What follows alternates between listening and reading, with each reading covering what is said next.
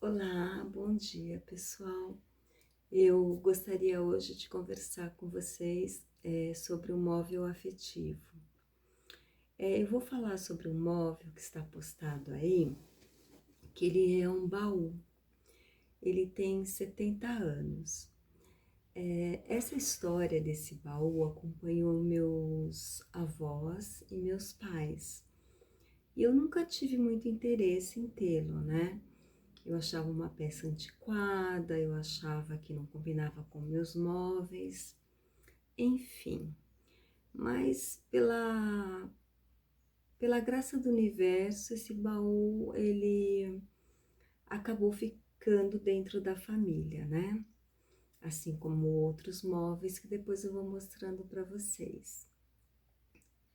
Eu sempre optei até conhecer um estilo de vida que é o minimalismo, que é você aproveitar o que você tem, para você viver com o mínimo que você precisa, que você dá um toque da sua personalidade no seu móvel.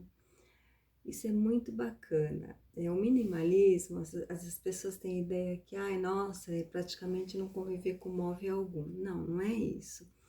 É conviver com móveis dos quais você realmente vai usar. Porque, por exemplo, eu tive uma casa que tinha uma sala de jantar que nunca foi usada. A maioria da família adorava comer na cozinha, que era grande, tinha uma mesa grande. Então, o minimalismo ele é muito isso, porque ele está ligado ao meio ambiente. Tem não é essa a intenção de fazer propaganda, mas depois eu deixo aqui assinalado, que mostra a indústria dos móveis e a destruição da natureza, né?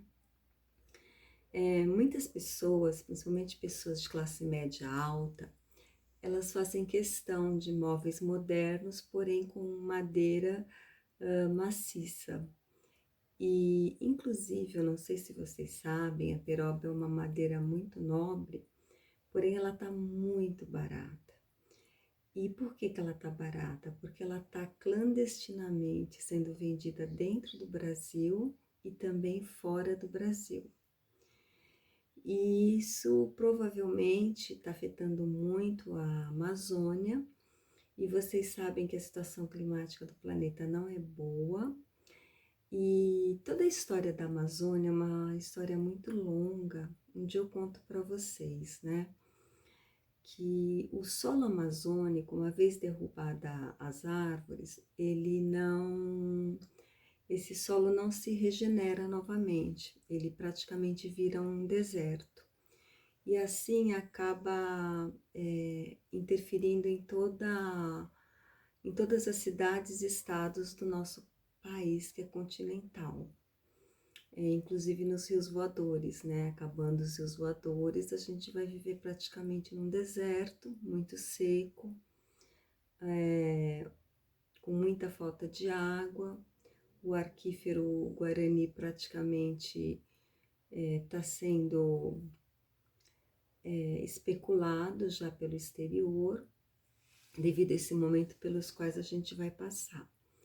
Então, tem pessoas ainda que querem móveis de madeira maciça e não se importam muito em que a destruição das árvores centenárias, o que elas querem mesmo é dar um valor agregado à casa dela, e também não está nem aí com a natureza nem com as futuras gerações, sejam elas com filhos ou com filhos e netos, ou com filhos e bisnetos, ou mesmo sozinhas, né? Mas não tem amor e solidariedade ao próximo. Então, voltando, esse baú ficou na nossa família, já está há 70 anos. E em um dado momento, eu consumia muito assim, optei por consumir o MDF 100%, que é um MDF mais resistente Ele é um MDF que praticamente ele sai do Pinus, então ele praticamente ele é replantado, ele não agride tanto a natureza. Eu optei porque eu tenho um MDS, vários tipos, né? Então, às vezes você vê um móvel de MDF que suporta granito e outro não. Por quê? Porque o MDF 100, ele é um móvel mais resistente. Então, vale a pena na hora da escolha, né? Porque às vezes você vê um móvel muito mais bonito, porém ele não suporta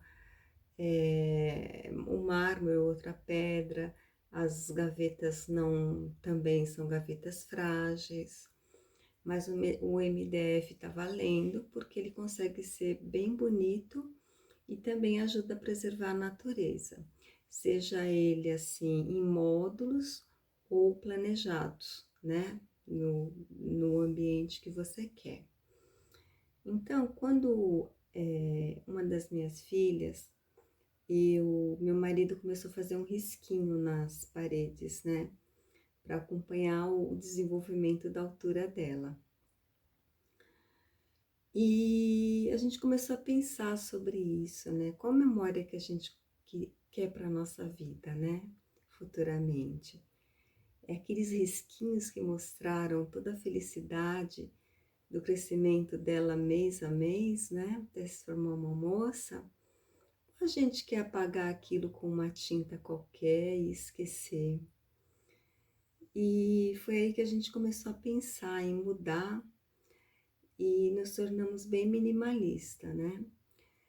E também valorizando poucos móveis, bons móveis, de preferência de família, que não agridam a natureza, que exerçam a mesma função e principalmente têm a mesma personalidade.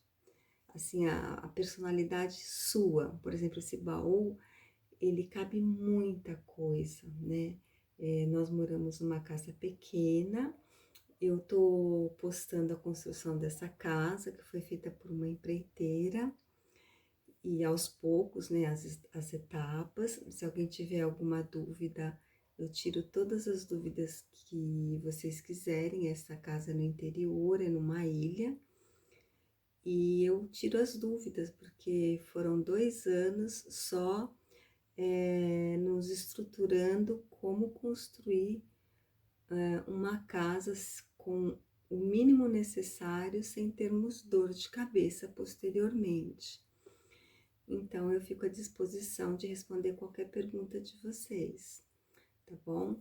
E quanto ao baú, é uma coisa maravilhosa, pessoal. Ele é 50 por 1 e vocês, quando que atualmente ele tá como um móvel, né, da minha TV. E depois, provavelmente ele vai continuar sendo um móvel da minha TV, porque quando eu vi, eu falei, nossa, é muito original, é muito bonito. É tudo diferente do que tá aí, né? Porque a gente tem uma tendência de modismos. E modismos passam, né? Então aquilo que hoje é moda, amanhã é uma coisa totalmente superada, né? E amanhã mesmo, porque essas indústrias de móveis, de utensílios, a intenção é essa, vender para vocês e para todos nós, né? Coisas bonitas, mas frágeis, que quebram fácil, e você vai ter que, você fique uma escrava, praticamente sempre repondo e tendo que repor esses móveis, seguindo um modismo assim, igual, desculpa a analogia, igual uniforme de preso, né? Todo mundo faz a decoração das casas exatamente iguais, né? Parecendo mais uma loja do que um lar. Então, quando eu for trabalhar dentro do baú, que eu vou ter que guardar muitas coisas, né? Porque eu não tenho muitos móveis, eu tenho o estritamente necessário. Eu vou mostrar para vocês como a utilidade de um baú é bacana.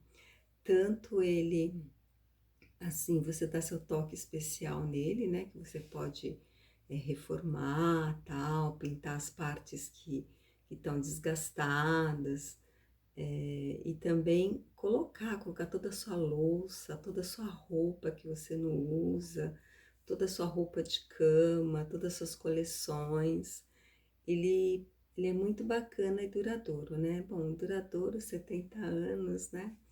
Então eu vou deixar para vocês também dois títulos que eu gostaria que vocês assistissem, né? Que é sobre o minimalismo, a história do minimalismo.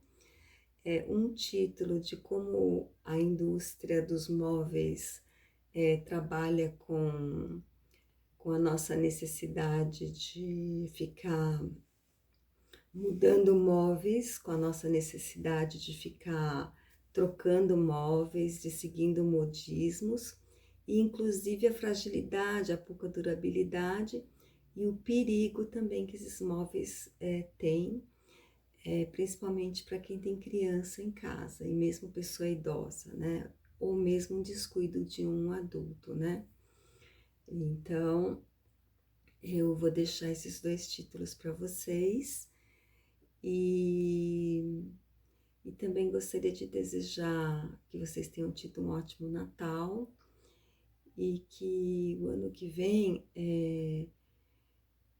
prevaleça, né, o amor, que o amor retorne em nossos corações, né? E que isso seja passado para nossos filhos, independente de política, de religião, seja lá o que for, né? Que o amor prevaleça em nossos corações. Então, um grande beijo para vocês. Eu estou em obra aqui em casa novamente, porque o meu primo, que ele é deficiente físico e mental, que eu amo de coração, depois do falecimento da minha mãe, eu me tornei curadora dele. E ele é uma pessoa bem assim independente, então eu estou construindo uma edícula no fundo, do lado do meu pomar, do lado das minhas árvores frutíferas, e também eu vou tirando foto para vocês acompanharem. Como trata-se assim de um quarto, um banheiro, não foi contratada dessa vez uma empreiteira, mas sim um pedreiro. E eu estou lidando de um modo com o pedreiro, de modo que eu estou conseguindo o meu objetivo. Porque lidar com pedreiro dá muita dor de cabeça, né? Mas isso aí eu já consigo tirar de letra, né? Desculpa. E no momento eu vou dar umas excelentes dicas para vocês. E esse pedreiro até o momento ele tá sendo ótimo, tá sendo uma excelente pessoa. A minha casa por empreiteira, ela foi construída aproximadamente em 60 dias, né? E eu acredito que o quarto e cozinha vai também ser construído em 60 dias pelo pedreiro. Mas eu vou passar para vocês as condições de vocês não terem prejuízo com material, prejuízo em pagamento e de repente dar algum problema. Eu acho isso interessante também, né? Saber escolher para minimizar as perdas, né? Porque geralmente eles pegam várias obras ao mesmo tempo. Então, um beijão para vocês, um ótimo domingo. E esse baú sofreu por 3 transformações. Então, ele vai sofrer mais uma 4ª transformação. Então, a foto que eu tô postando dele é antes da transformação. E depois que ele for transformado, eu passo para vocês. E qualquer dúvida, a gente bate um papo, tá? Sobre construção, sobre compra de terreno. Eu vou abrir uma live aí qualquer dia para exatamente conversar com vocês e tirar essas dúvidas mesmo de quem está a fim de construir, seja na capital, ou seja no interior, ou seja na praia, né? O cuidado é o mesmo, tá bom? Então, um abraço para vocês e um excelente domingo.